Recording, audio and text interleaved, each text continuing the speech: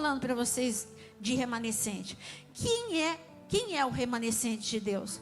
Remanescente de Deus pode ter uma multidão. E pode ter 1, 2 ou 3 com um comportamento diferente, conectados com o céu. Para Deus basta 1, 2 ou 3. Esse já é o remanescente. Pode ter um remanescente de 300, como foi no caso de Gideão. Eu espero que essa igreja seja inteirinha de remanescente. Eu não quero ter 2, 3, 4. Eu quero ter uma igreja que possa ser chamada diante do céu. Este é o meu remanescente. E para o remanescente, Deus liberou uma palavra, eu quero ler para você, não precisa abrir, você só ouve. 2 Reis 19, no versículo 30, está escrito: porque o que escapou e restou da casa de Judá, tornará a lançar raiz para baixo e dar fruto para cima. Foi essa palavra que Deus deu para aquela nação. E o que isso tem a ver com a gente? Sim, nossa vida é tudo uma questão de fruto. Ou é fruto da carne, as suas ações e reações exteriores vão refletir que tipo de fruto que você tem. Se é fruto da carne ou se é fruto do Espírito. E eu digo para você que é essencial você entender isso. É essencial você escolher ser transformado e ter o fruto do Espírito, porque Deus quer habilitar um povo diferente, cheio de unção para esse tempo que a gente está vivendo. Se você esperar um tempo sossegado, esquece. Olha para a igreja primitiva, quando eles achavam que o pior seria, nós já vimos tudo de ruim que podia ter aqui. Nós vimos a crucificação é o pior castigo. Não, logo depois, Nero teve a ideia de colocar os cristãos como lanternas vivas ali em Roma. E culpando os cristãos de coisas, de mentiras, de queimar, de destruir Roma, a sua loucura, o seu devaneio, mas sempre vai ter gente com devaneio. O que eu quero te dizer é que a igreja primitiva não tinha sossego, tinha problema financeiro, tinha perseguição, tinha uma igreja com uma dura perseguição, não é uma perseguição sutil, era uma dura perseguição. Ser cristão na igreja primitiva era não brincar com Deus.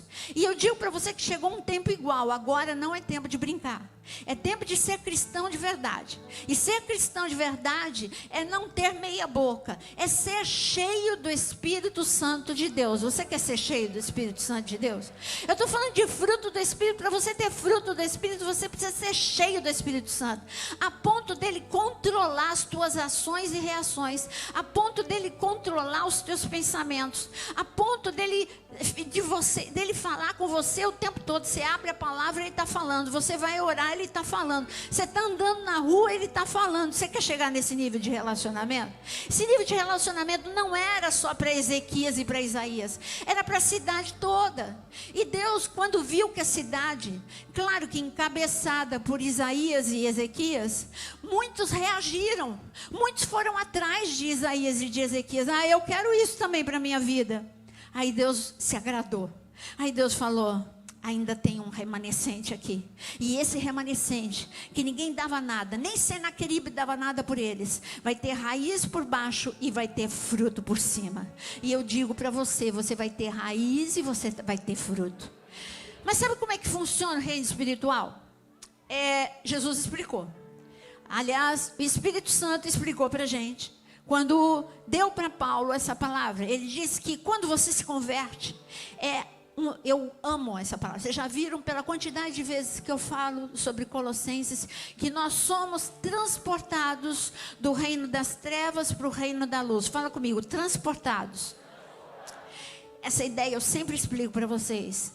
Me dá sempre aquela ideia de resgate, daqueles filmes, né? Aqueles filmes de guerra em que vai e resgata um soldado e transporta de um reino de opressão onde ele ficou e vai para um reino, para o reino de Deus, que vai para um reino de paz, de sossego, de segurança, para um país aliado e etc. Transportado. Agora a gente está falando aqui de semente. Estamos falando de raiz e estamos falando de fruto. Então vamos para essa linguagem.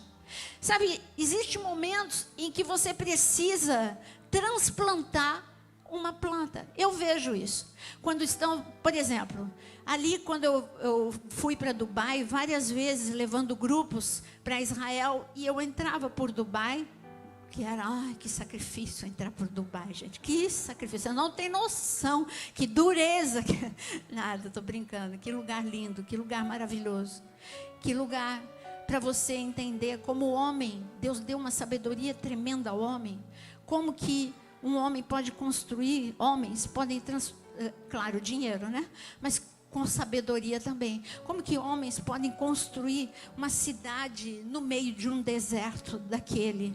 Não é como Israel. Israel precisa de sabedoria, de tecnologia, de dinheiro, tudo. Mas não é ali. Dubai é só deserto mesmo. Israel ainda tem o norte de Israel, que tem água, que tem frutífero, é bom ali, a agricultura é boa.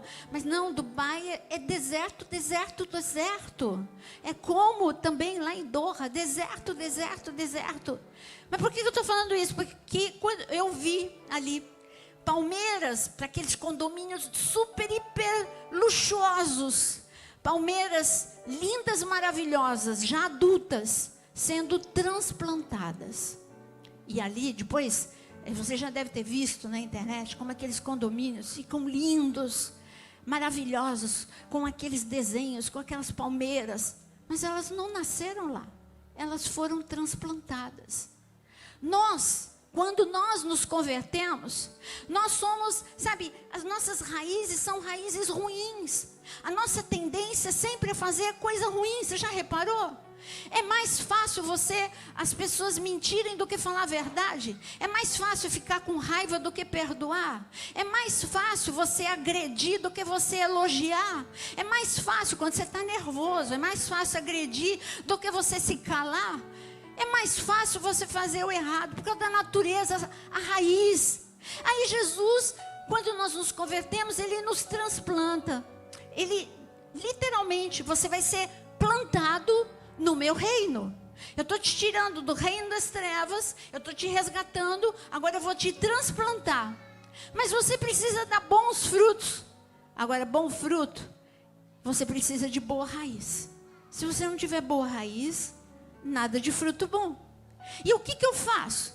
Como assim? Como é que funciona? Agora não dá para pensar em reino natural, porque com a planta não é assim. Agora Deus é um Deus tão maravilhoso, que quanto mais cheios do Espírito, Ele vai queimando raízes malignas na tua vida. E raízes do coração dEle, ligando o coração dEle ao teu coração, começam a ser colocadas em você. Mas lá no oculto, de repente você começa a ser uma pessoa mais amorosa. Você que era uma pessoa, sabe, violenta, irado, irritado. Você que era desse jeito, quando você fala, não está certo eu ser assim, eu quero mudar, eu preciso mudar, eu vou me esforçar, Espírito Santo me ajuda, porque quando eu tiver vontade de ser violento, eu vou me calar. Quando eu tiver vontade de matar essa pessoa, eu tive que ter alguns choques. Deus teve que me dar alguns choques de realidade, porque eu achava que eu estava fazendo tudo certo. Mas como uma boa colérica, eu sempre tive uma tendência a ter muita dificuldade com o perdão.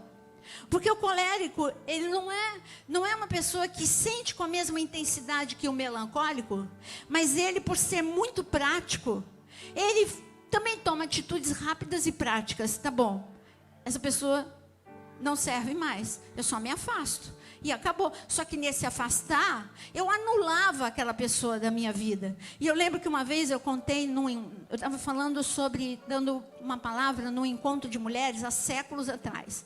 E eu estava falando sobre, séculos mesmo, era ainda em Teresópolis.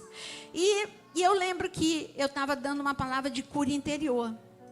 Antes de eu dar a palavra, tinha uma mulher que estava dando muito problema lá. Ela queria ir embora, mas ela estava de uma forma que ela não deixava ninguém sossegado. E ninguém ia obrigá-la a ficar lá, mas não era aquele momento, não dava, não tinha como levá-la. E ela ficou, mas eu quero. Olha, só espera, quando acabar aqui a programação, a gente te leva, você não vai ficar aqui presa, você não vai ficar aqui obrigada. Mas ela ficou, ela atormentou. E na pregação, eu estava falando, eu nunca vou esquecer, que eu tinha um probleminha, eu tinha a tomadinha on e off. Então, se a pessoa fizesse alguma coisa para mim, eu colocava no off, pronto, desliguei, matei. Nunca mais aquela pessoa ficaria na minha vida. Era assim que eu eliminava meus problemas, até que Deus me deu um choque de realidade.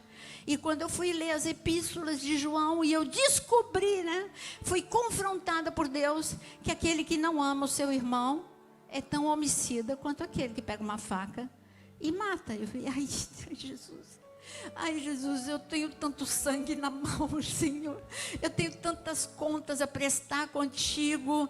E agora, eu já matei já há tanto tempo. Não dá mais para ressuscitar, não dá. E aí Deus começou a mostrar que dava para ressuscitar alguns, né?